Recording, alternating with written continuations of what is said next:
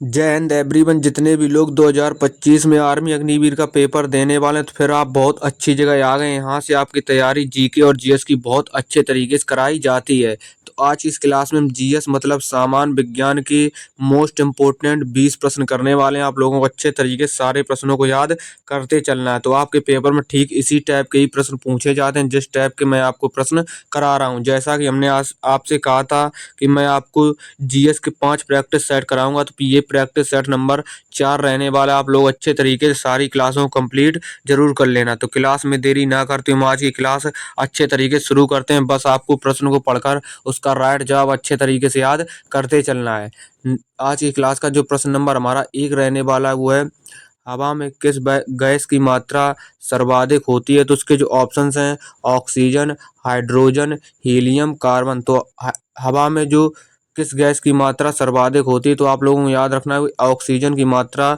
सर्वाधिक होती है। तो ऑप्शन नंबर ए इस प्रश्न का राइट जवाब हो जाएगा।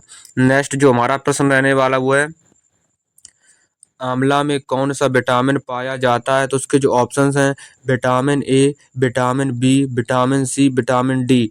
तो आंवला में पाया जाने वाला जो विटामिन होता है वो विटामिन सी पाया जाता है। तो ऑप्शन नंबर सी इस प्रश्न का राइट जवाब हो जाएगा। आपको अच्छे तरीके से याद रखना, जो आंवला में विटामिन पाया जाता है वो विटामिन सी पाया जाता है।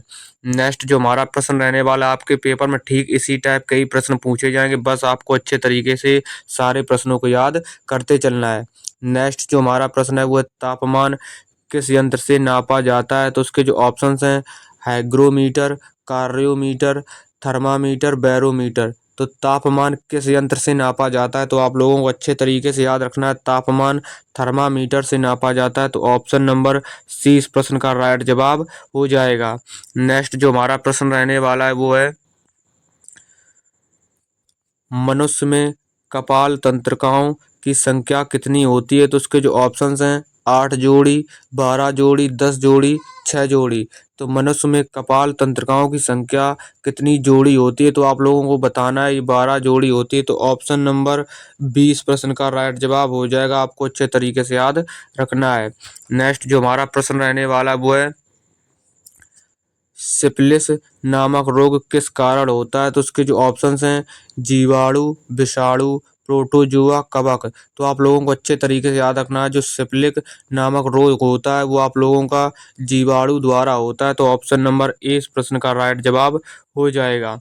नेक्स्ट जो हमारा प्रश्न रहने वाला, आप लोगों को इस क्लास का पूरा पीडीएफ हमारे टेलीग्राम चैनल पर मिल जाएगा। तो जितने भी लोग अभी तक हमारे टेलीग्राम चैनल से नहीं जुड़े हैं तो आप लोग टेलीग्राम चैनल से जरूर जुड़ जाना। टेलीग्राम चैनल का लिंक वीडियो के डिस्क्रिप्शन बॉक्स में मिल जाएगा, नहीं तो आप लोग डायरेक्ट टेलीग्राम चैनल पर विशाल डिफेंस कैरियर सर्च करोगे तो फिर आपके सामने हमारा टेलीग्राम चैनल आ जाएगा। फिर वहाँ पर आपको एक ज्वाइन का लिंक मिलेगा, ज्वाइन का एक ऑप्शंस मिलेगा, आप लोग उस पर क्लिक करोगे तो हमारे टेलीग्राम चैनल पर जुड़ जाओगे।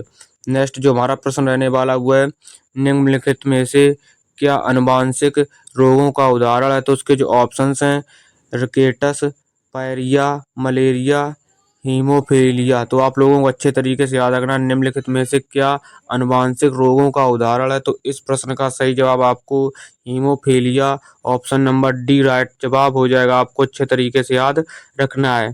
नेक्स्ट जो हमारा प्रश्न रहने वाला है वो है, प्रत्यावर्ती धारा को दृष्टि धारा में किसके द्वारा बदला जाता है? तो उसके जो ऑप्शंस हैं, फिल्टर, रेक्टिफायर, मोटर, ट्रांसफार्म। तो आप लोगों को याद रखना है, जो प्रत्यावर्ती धारा है उसको दृष्टि धारा में बदलने के लिए किसका प्रयोग किया जाता है? तो इस प्रश्न का जो सही जवाब होगा वो आपका रेक्टिफायर, ऑप्शन नंबर 20 प्रश्न का बिल्कुल सही जवाब हो जाएगा। आपको अच्छे तरीके से याद रखना है।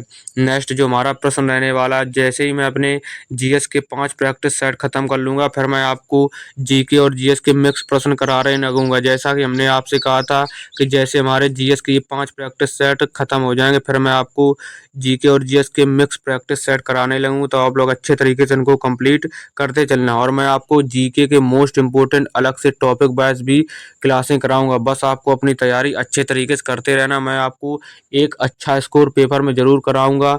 बस आप लोगों को जितना मैं करा रहा हूँ सारे प्रश्नों को आप लोगों को याद करते चलना है। नेक्स्ट जो हमारा प्रश्न रहने वाला वो है, विद्युत उत्पन्न करने के लिए कौन सी धातु का उपयोग किया जाता है? तो उसके जो ऑप्शंस हैं यूरेनियम, लोहा, तांबा, एल्यूमीनियम। तो आप लोगों को बताना है विद्युत उत्पन्न करने के लिए कौन सी धातु का उपयोग किया जाता है? तो इस प्रश्न का सही जवाब यूरेनियम, जो कि ऑप्शन नंबर ए राइट जवाब हो जाएगा। नेक्स्ट जो हमारा प्रश्न रहने वाला है वो है नाइट्रोजन की खोज किसने की थी? तो उसके जो ऑप्शंस रहने वाले हैं J Thomson, Rutherford, Henry, James Chadwick. तो आप लोगों को बताना है नाइट्रोजन की खोज किसने की थी? तो इस प्रश्न का जो सही जवाब होगा, जो नाइट्रोजन की खोज की थी वो आपकी रदरफोर्ड ने की थी। तो ऑप्शन नंबर बी राइट जवाब हो जाएगा। आपको अच्छे तरीके से याद रखना है। नेक्स्ट जो हमारा प्रश्न रहने वाला वो है हीरा निम्न में से किसका सख्त रूप है? तो उसके जो ऑप्शंस हैं ऑक्सीजन, नाइट्रोजन, मरकरी, कार्बन। तो हीरा निम्न में से किसका सख्त रूप है? तो इस प्रश्न का जो सही जवाब होगा वो कार्बन का एक सख्त रूप है। तो ऑप्शन नंबर डी इस प्रश्न का राइट जवाब हो जाएगा।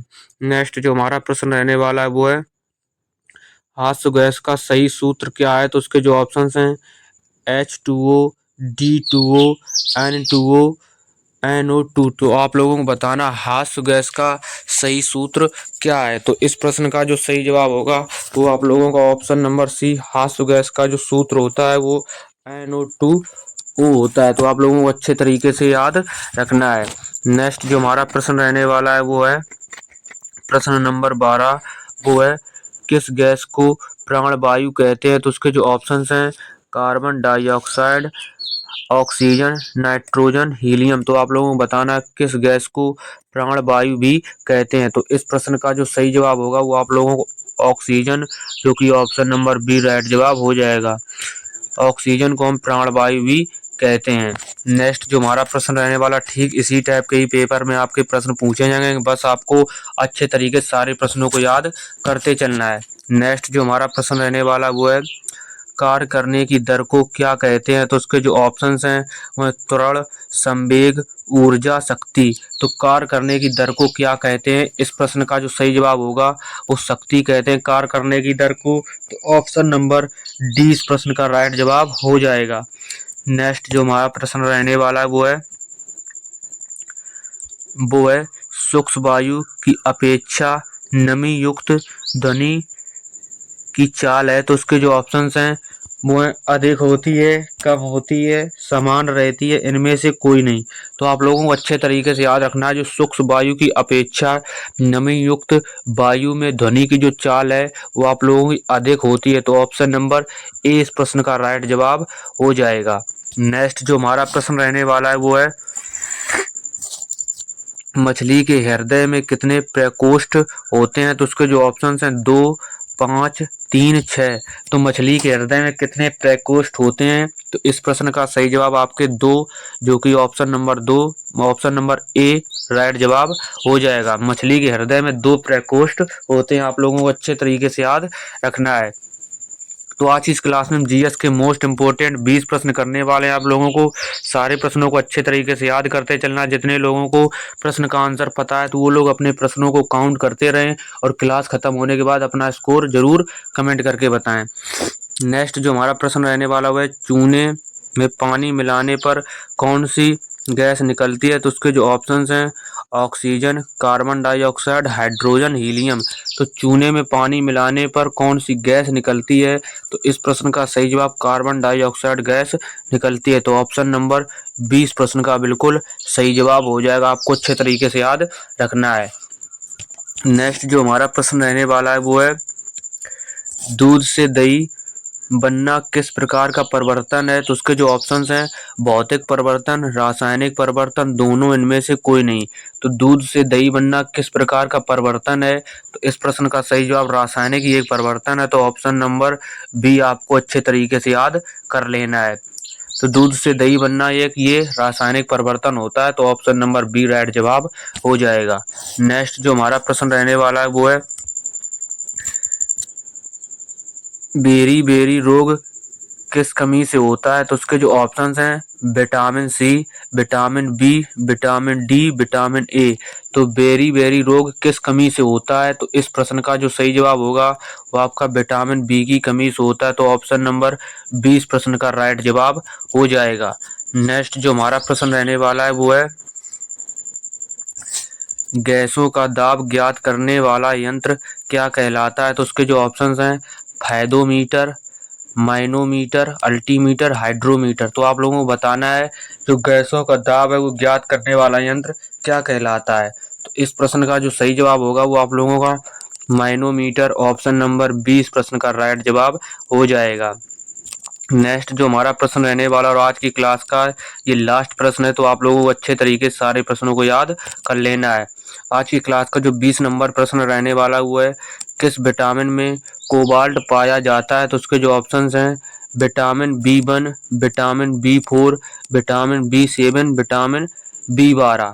तो आप लोगों को अच्छे तरीके से याद रखना है किस विटामिन में कोबाल्ट पाया जाता है। तो आप लोगों को विटामिन B12 जो कि ऑप्शन नंबर डी में दिया गया है, तो ऑप्शन नंबर डी राइट जवाब हो जाएगा। तो आप लोगों को लिए हमने एक प्रश्न और लेकर आया हूँ, आप लोगों को इस प्रश्न का आंसर कमेंट करके जरूर बताना है।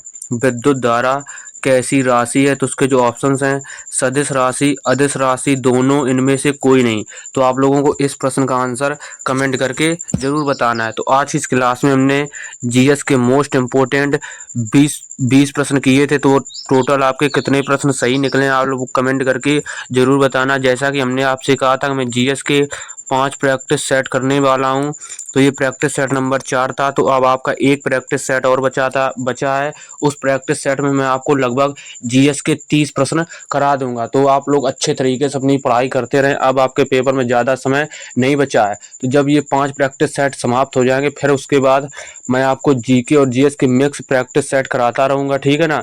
तो जब तक आपका पेपर नहीं हो जाएगा वो बराबर चलते रहेंगे। फिर उसके बाद क्या करेंगे कि जब जब बीच में मुझे समय मिला करेगा, फिर मैं आपको टॉपिक वाइज प्रश्न कराता चलूँगा। जितने भी मोस्ट इम्पोर्टेंट जीके में टॉपिक होंगे, मैं उन्हीं टॉपिक को आपको अलग से क्लास करा दूंगा। तो आप लोग अपनी पढ़ाई अच्छे तरीके से करते रहें। जितने भी मैं आपको क्लासें करा रहा हूँ, आप लोग सारी क्लासों को अच्छे तरीके से याद करते चलें। तो आप लोग एक जीके में अपना स्कोर अच्छा खासा करके आएंगे। अगर आपका कोई भी डाउट है तो कमेंट करिएगा, कमेंट के माध्यम से उस डाउट को मैं क्लियर करके जरूर आपको बताऊंगा। तो मिलते हैं नेक्स्ट वीडियो में, तब तक के लिए जय हिंद, जय भारत, वंदे मातरम।